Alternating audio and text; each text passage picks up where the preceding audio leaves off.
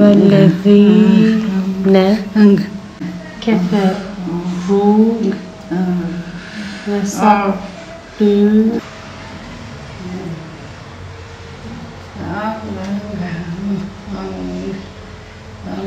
Sen Kur'an-ı Kerim öğrenmek yani çocukken neden yoktu?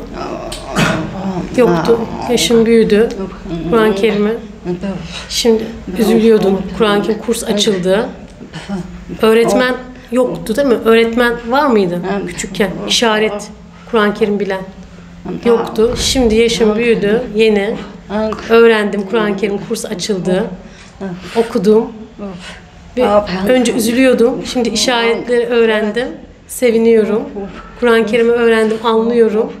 Olsun, önemli değil. Sabır lazım. Ve mutluyum, huzurluyum. Allah razı olsun.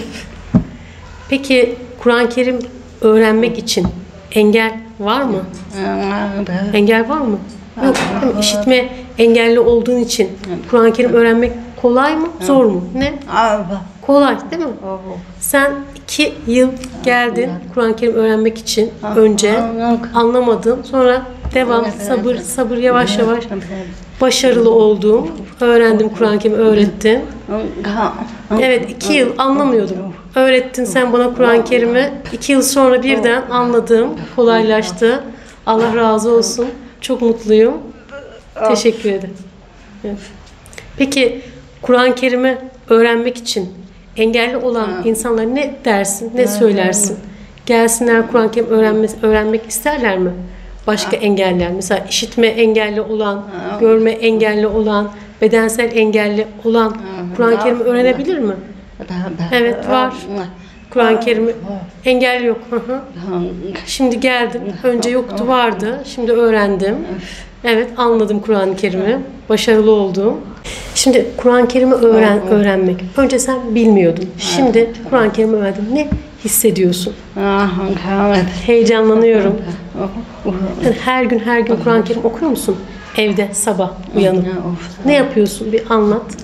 Sabah kalkıyorum, namazımı kılıyorum. Yasin suresini okuyorum. Bitiyor. Sonra yatıyorum, uyanıyorum. Devam. Tekrar.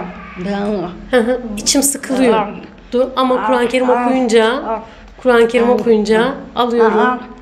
İçim rahatlıyor, seviniyorum, heyecanlanıyorum, huzurlu oluyorum, anlıyorum ve ben çok mutlu oluyorum. Allah razı olsun. Önce Kur'an-ı Kerim yoktu, üzülüyordum. Yaşım büyüdü, araştırdım. Evet, 56 yaşında ben Kur'an-ı Kerim kursu açıldı. Öğrendim, sevindim, geldim ve Kur'an-ı Kerim'i öğrendim. Gülay Hanım bundan 5 yıl önce Kur'an-ı Kerim'i kursu açtığımız zaman bu işitme engellere yönelik bir kurs. Ve Kur'an-ı Kerim kursunun açıldığını öğrenmiş.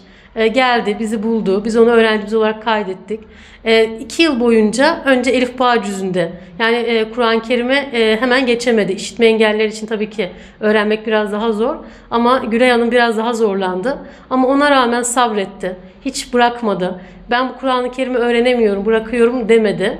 2 yıl boyunca Elif Bağ cüzünü baştan aldık, tekrar düzelttik, yanlışların üzerine durduk. Şimdi Kur'an-ı Kerim'i öğrendi 2 yıl sonunda. Şu an Kur'an-ı Kerim'i okuyor.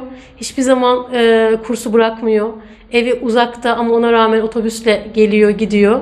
Ve o azmi, biz onu görünce biz de kendimize çok dersler çıkardık aslında. Çünkü hiç bıkmadan parmak alfabesiyle Kur'an-ı Kerim'i öğrenmeye çaba gösterdi. 55 yaşında başladı Kur'an-ı Kerim'i öğrenmeye. Şu an kendi başına okuyabiliyor. Evde biraz önce de söylediği gibi kalkıyorum, namazımı kılıyorum, Yasin okuyorum, içim huzurla doluyor diyor. Biz bunu sağlayabildiğimiz için çok mutlu oluyoruz. Gaziantep'te işitme engellilere yönelik bir sınıfımız burası. Buraya işitme engelli öğrencilerimiz geliyor. Bir işitme engelliğin Kur'an öğrenmesi bir normal konuşan bir insana göre daha zor. Ama onlar azimle devam ediyorlar, öğreniyorlar ve yılmıyorlar. Bize de şunu gösteriyorlar aslında. Kur'an öğrenmeye, insanın dinini öğrenmeye, İslam'ı öğrenmeye hiçbir engel olmadığını bize kanıtlamış oluyorlar. Gaziantep'te sadece işitme engellilere ait bir sınıfımız yok. Görme engelliler, bedensel engelliler için de sınıflarımız var. Onları da davet ediyoruz. Gelebilirsiniz. Ve buralarda Kur'an-ı Kerim öğrenerek kendilerini daha huzurlu hissediyorlar. Dinlerini doğru bir şekilde öğrenmiş oluyorlar. Ve buna hiçbir engel olmadığını bize kanıtlamış oldular.